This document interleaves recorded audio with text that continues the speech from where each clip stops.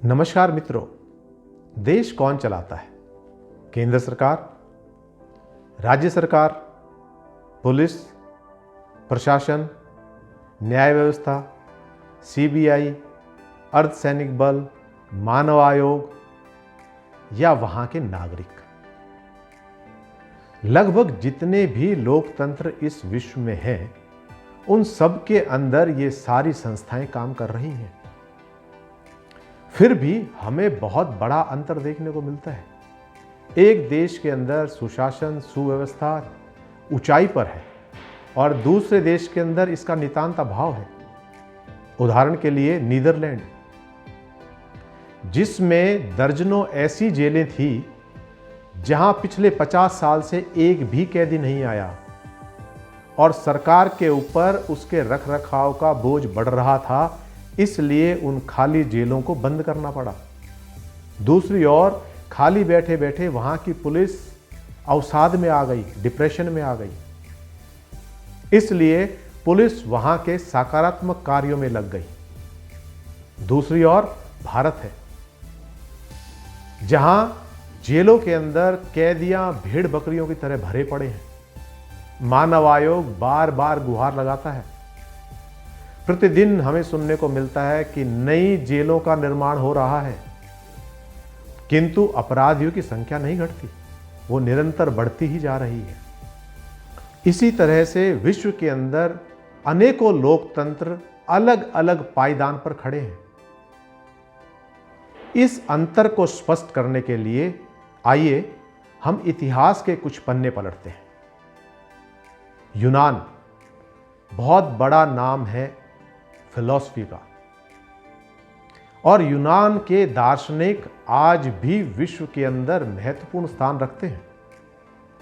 अध्ययन के क्षेत्र में, ज्ञान के क्षेत्र में सदा ही यूनान का एक नाम रहा है। यूनान के आचार्य, विद्वान, विद्यार्थी जब भी ज्ञान की चर्चा करते, सुशासन की चर्चा करते, तो उसमें सबसे अग्रणी नाम भारत का निकल के आता। इस तरह से उनके मन में एक सवाल उठा कि क्यों ना भारत की इस व्यवस्था का अध्ययन किया जाए। उनके मन में एक विचार उठा, क्यों ना भारत चल के इसका प्रत्यक्ष दर्शन किया जाए कि भारत ज्ञान में सर्वश्रेष्ठ क्यों है, सुव्यवस्था, सुशासन। इस कारण एक विचार बना कि प्रत्यक्ष रूप से भारत जाकर इस चीज को देखा जाए कि ज्ञान में भी और सुशासन में भी भारत सर्वश्रेष्ठ क्यों है। विद्वानों का, विद्यार्थियों का, अनुसंधानकर्ताओं का एक दल गठित हुआ और भारत पहुंच गया। उस समय भारत के अंदर चंद्रगुप्त मौर्य राज्य कर रहे थे और मगध देश के अंदर वो सारा दल पहुंच गया।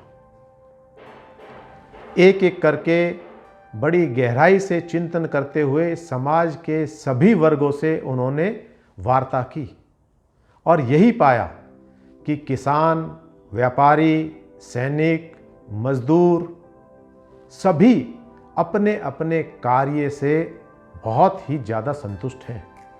उनको प्रशासन से, सरकार से, राज्य से, राजा से कोई शिकायत नहीं है।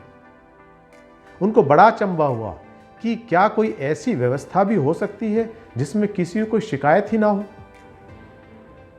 इन सारों का श्रेय उन्होंने प्रजा को देते हुए कहा कि आप बहुत ही व्यवस्थित हैं, इसलिए आपके राज्य में यह व्यवस्था है। किंतु प्रजा ने श्रेय लेने से इनकार कर दिया। प्रजा ने कहा, इस सब के पीछे हमारे राजा चंद्रगुप्त मौर्य है। ये सारा श्रेय उनको जाता है कि उन्होंने शासन व्यवस्था को इस तरह से निर्मित किया है और इस तरह से बनाया है कि ताकि समाज का कोई भी वर्ग पीड़ित और शोषित ना रहे। सारे दल ने इच्छा व्यक्त की राजा से मिलने की। राजा ने समय दिया, सभी का आदर सत्कार किया, बैठे, चर्चा चलने लगी। आचार्यों ने बताया कि वो प्रजा के एक एक वर्ग से मिलकर आ रहे हैं, सारी प्रजा बड़ी संतुष्ट है और इस सुंदर व्यवस्था के पीछे वो आपको श्रेय देती है। हम आपसे जानना चाहते हैं कि आपने किस तरह से इस सुंदर व्यवस्था का निर्माण किया। राजा ने ये श्रेय लेने से स्पष्ट इनकार कर दिया। राजा ने कहा, इसके पीछे मेरी कोई भूमिका नहीं है, मैं इसके पीछे कोई कारण नहीं हूं। इसके पीछे जो बड़ा कारण है वह है हमारे राजगुरु आचार्य चाणक्य।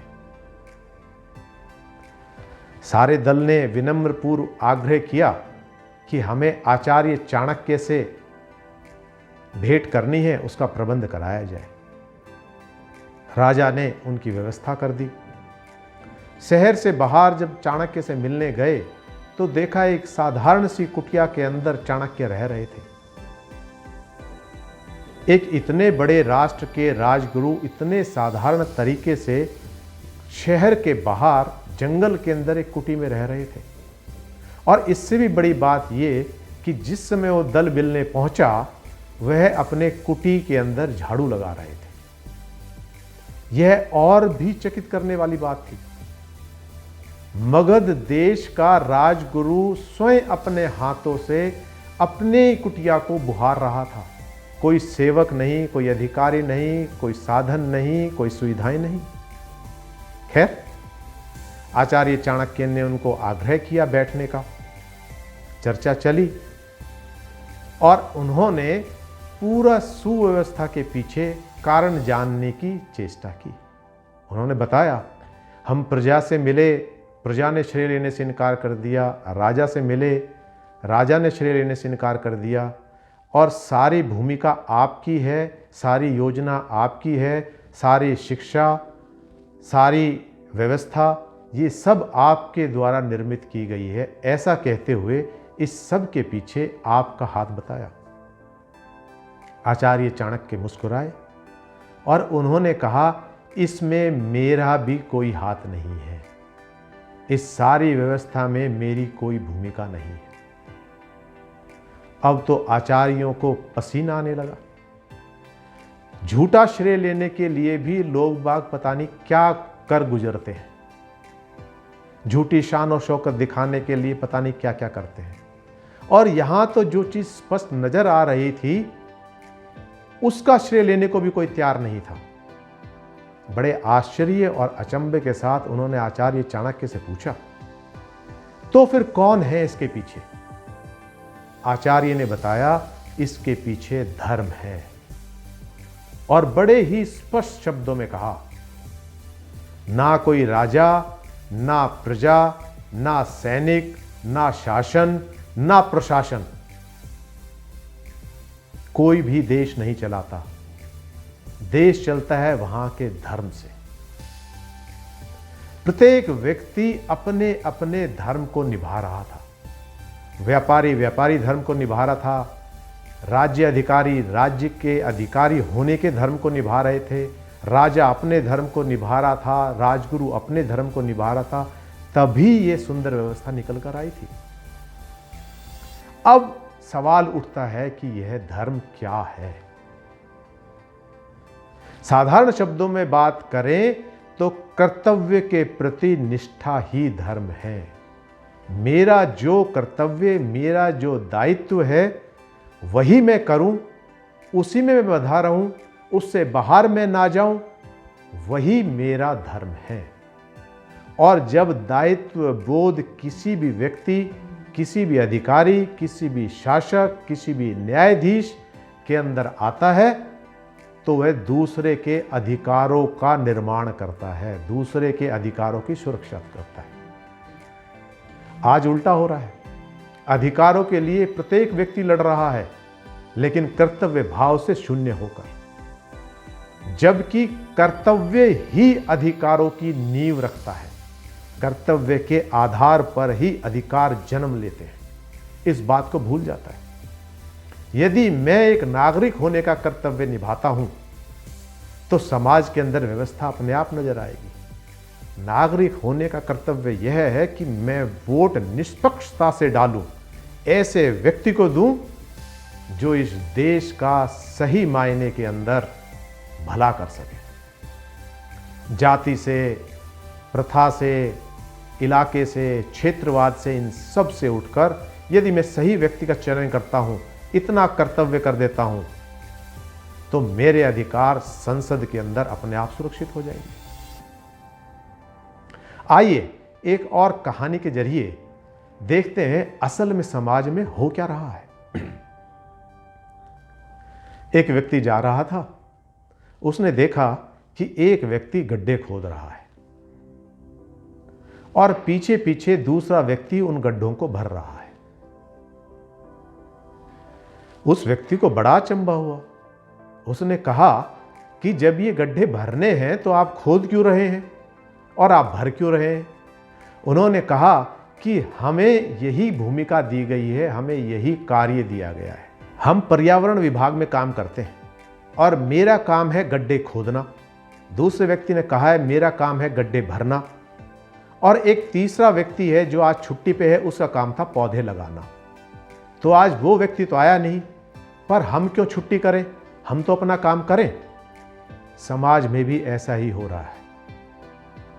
जो पौधे लगाने की भूमिका है वह प्रत्येक नागरिक की है, वह प्रत्येक उस अधिकारी की है जिसको समाज ने अधिकार दिए हैं, सरकार ने अधिकार दिए हैं, और वही पीछे है। तो व्यर्थ ही ऊर्जा खराब हो रही है। गड्ढे खोदे जा रहे हैं, भरे जा रहे हैं, लेकिन निर्माण के नाम पर, व्यवस्था के नाम पर कुछ दिखाई नहीं दे रहा है।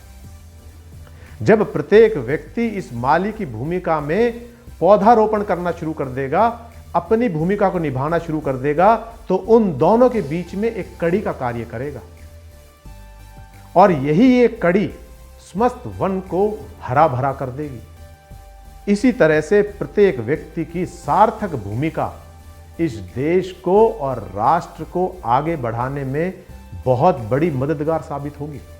बजाय शिकायत करने के यदि कर्मठ होकर, प्राकर्मी होकर अपनी भूमिका, अपना कर्तव्य सही ढंग से निभाए, तो कोई ताकत ऐसी नहीं है जो भारत को विश्व शक्ति बनाने से रोक दे। किंतु हमारा पूरा दिन आलोचना में, शिकायतों में, दुख दर्द में,